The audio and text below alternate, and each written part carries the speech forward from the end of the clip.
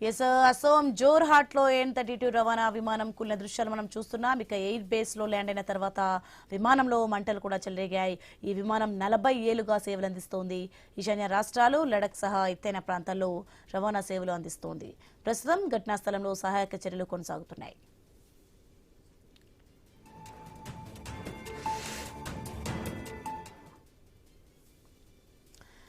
అసోం జోర్హాట్ లో AN-32 రవాణా విమానం కూలిన దృశ్యాలు మనం చూడొచ్చు. ఇక ఎయిర్ బేస్ లో ల్యాండ్ అయిన తర్వాత విమానంలో మంటలు చెలరేగాయి. ఆ బ్రేకింగ్ మనం చూస్తున్నాం. ఇక ఈ విమానం 40 ఏళ్లుగా సేవలు అందిస్తోంది. ఈశాన్య రాష్ట్రాలు, లడఖ్ సహా ఎత్తైన ప్రాంతాల్లో రవాణా సేవలు అందిస్తోంది. ప్రస్తుతం ఘటనా స్థలంలో సహాయక చర్యలు అయితే కొనసాగుతున్నాయి. రైట్కి ఇదే అంశానికి సంబంధించి మరింత సమాచారం మా ప్రతినిధి సాగర్ అందిస్తారు. సాగర్, మొత్తానికి అసోం జోహారాలో కూలిన AN-32 రవాణా విమానం కుప్పకూలింది. మరి చర్యలు ఎలా సాగుతున్నాయి, ఏంటి?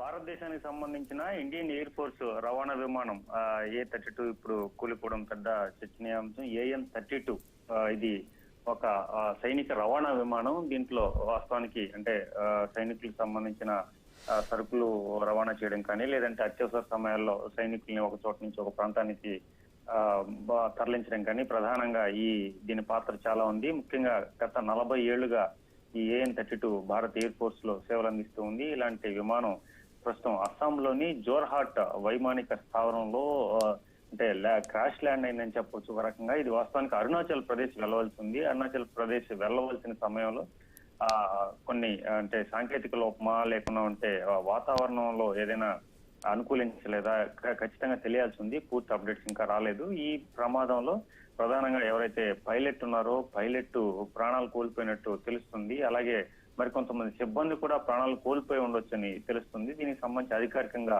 ఇండియన్ ఎయిర్ ఫోర్స్ కానీ, లేదంటే ఇండియన్ ఎయిర్ ఫోర్స్ కానీ, లేదంటే ఈ పౌర విమానయాన శాఖకు సంబంధించిన అధికారులు కానీ దానికి సంబంధించిన వివరాలు తెలియజెప్పాల్సి ఉంది. కానీ మొత్తానికైతే స్థానికంగా ఉన్న అక్కడ దృశ్యాలు కావచ్చు, లేదంటే స్థానికులు తెలియజేస్తున్న పరిస్థితిని బట్టి దీంట్లో ఖచ్చితంగా పైలట్ అయితే బ్రతికుండే అవకాశం చాలా తక్కువ అని చెప్పి చెప్తున్నారు. ఈ ప్రధానంగా ఈ విమానం యొక్క దానికి సంబంధించిన పరిస్థితి కూడా చూసుకుంటే దీంట్లో AN-32Z ఒక దృఢమైన 2 ఇంజిన్లు ఉంటాయి దీనికి. అలాగే టర్బోప్రాప్, అలాగే సైనిక రవాణా విమానం. ఇది తీవ్రమైన వాతావరణ పరిస్థితులు తట్టుకునేలా కూడా దీన్ని రూపొందించారు. ఇది ఎత్తైన ప్రదేశాలు ముఖ్యంగా అంటే ప్రధానంగా దీని ఎక్కడైతే ఇటు అస్సాం కానీ, లేదంటే అరుణాచల్ ప్రదేశ్ కానీ ఇలాంటి ఎత్తైన ప్రదేశాల్లో దీన్ని ఎక్కువగా వాడుతూ ఉంటారు. ఇలాంటి సమయంలో ఎన్నో ఒడిదుడుకులు కూడా ఇది తట్టుకుని 40 ఏళ్లుగా భారతదేశ సైనికులకి సంబంధించిన అన్ని అంటే అన్నిటికి కూడా ఇది తట్టుకుని ప్రస్తుతం